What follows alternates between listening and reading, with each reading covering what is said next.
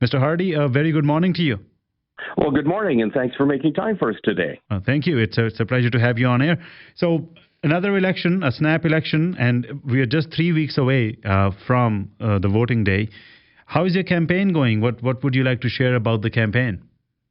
Well, what we're hearing at the doors is very positive. I think that we have a really big decision to make in this election about the character of Canada, and there's no right or wrong answers here. Mm-hmm. The parties are all offering different views, and the view that we've had and the view that we put forward for the last 6 years remains very popular.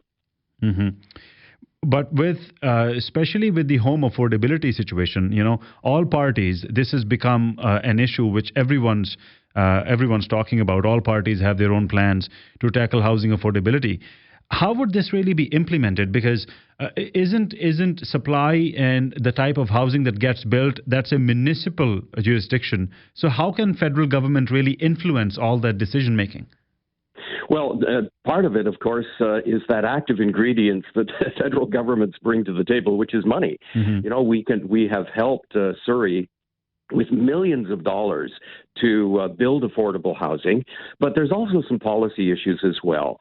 People sitting on empty homes as speculators or unused land waiting for the price to go up. There are things that the federal government can and will do about that, and obviously the more space and the more houses you have, the more supply goes up, and if it meets demand, then it becomes affordable. Mm-hmm. It's really a very simple equation. The Parliamentary Budget Officer did an assessment of the housing plan of your party and said that it did not really accomplish its objectives. So when the plan for increasing affordability, when we talk about that, and then we see the actions that were taken and how well that plan got implemented, and that doesn't really get that sort of a glowing grade on it, what would you like to say on that, Mr. Hardie? Well, I think that this is the value that the Parliamentary Budget Office brings, because they assess what any party wants to do. And based on that assessment, of course, it gives the party, or in this case, the government, an opportunity to make some course corrections. And I think that if you look back over the last 18 months or so, mm-hmm. our government has been extremely flexible. We've had to act very quickly, particularly with the pandemic supports. And when, those supports weren't working as well as they should have, well, we changed. And this is something that, we're not ideologically tied to a course of action. We're tied to a course of action that works. And mm-hmm. if something we're doing isn't working properly, we fix it. Mm-hmm. Another issue, Mr. Hardie, which has been at the forefront in the last 6 years, has been immigration. Yes, your government granted a lot of visas, and a lot of families were able to, bring over their relatives for a visit to Canada.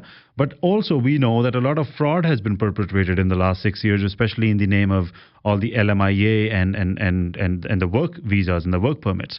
So people have this question that if that could not be fixed in the last 6 years, when it's become an open secret within the community and within the political circles as well, as to how all of that is being perpetrated, what can be done now, and how can people trust that platform that the government will now fix that problem? Well, I think that the government has been chipping away at this for a while. You have to remember that people who commit fraud are very ingenious. It's like that old carnival game Whack-A-Mole. You mm-hmm. deal with one issue, but they find another way around the system. So it's a cat and mouse game that goes on. But the setting up of a new college of immigration consultants with more powers and more authorities will help. But the other part is just simply more enforcement, which has been lacking for the last number of governments. And it is something that particularly people like myself or Randeep Sarai or Sukh Dhaliwal have focused in on, because we kind of feel that we're at the epicenter of this, and that it isn't as big a deal in Winnipeg or even in Toronto. Well, perhaps in Toronto, I don't mm-hmm. know. But, mm-hmm. When there's a kind of a regional issue, that's where you're supposed to count on your MPs to raise it at the national level. And I know the three of us have not been silent on this issue for quite some time. Mr. Hardie, you've been a member of Parliament for 6 years representing Fleetwood Port Kels. What are some of the accomplishments that you would like to highlight, that the stuff that you've been able to do for the residents of Fleetwood over those 6 years? Well, I think first and foremost, the wisest thing I ever did is to get a very, very competent staff. Mm-hmm. We have helped thousands of people. This is one of the busiest constituency offices in Canada, with immigration issues, visas, CRA, you name it. I mean, 18 months ago, you wouldn't believe the amount of effort that went into getting people back to Canada from India and Peru and other places. Mm-hmm. And this is the essence of an MP's work at home. And of course, we listen. And so, for instance, when the new mayor and council were elected, they wanted to shift the rapid transit line from King George Boulevard to the Fraser Highway corridor. Mm-hmm. I worked right away to make sure that the federal money was still committed, and it is still committed. And then, of course, me and my colleagues worked to make sure that the federal money was also there to get the line all the way out to Langley Centre. Another thing, just quickly, that I'm very proud of is the work that our office and I've done on the gangs, guns, and drugs issue. Mm-hmm.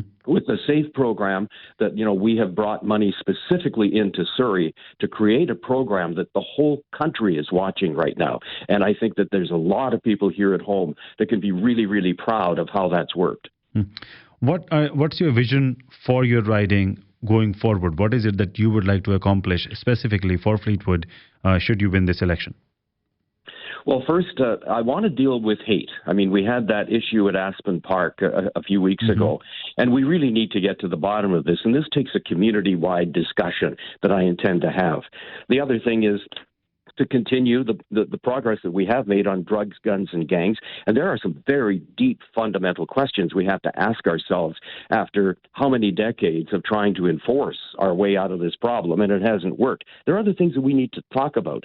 And then finally, as SkyTrain is built through the Fraser Highway corridor, this isn't a federal issue, but I live here, and my experience at TransLink has taught me many things about the right ways and wrong ways to do this. And I intend to work with the City Council to make sure that the right things are done the right way. Mr. Hardie, thank you so much for your time this morning, and we wish you all the best for the campaign. Any final message to the voters, especially who live in the riding or which you represent? Well, certainly pay attention to what's going on. Pay attention to what the various parties are offering, and vote. That's the key thing. The community supports us in a big way, but they're a little shy when it comes to getting out on election day. If we can change that, we're going to have a much stronger community and a much stronger democracy. Mr. Hardie, thank you very much, and good luck with the rest of the campaign. And thank you, sir. Take care. Thank you. Talk to you soon. Bye-bye. Bye-bye.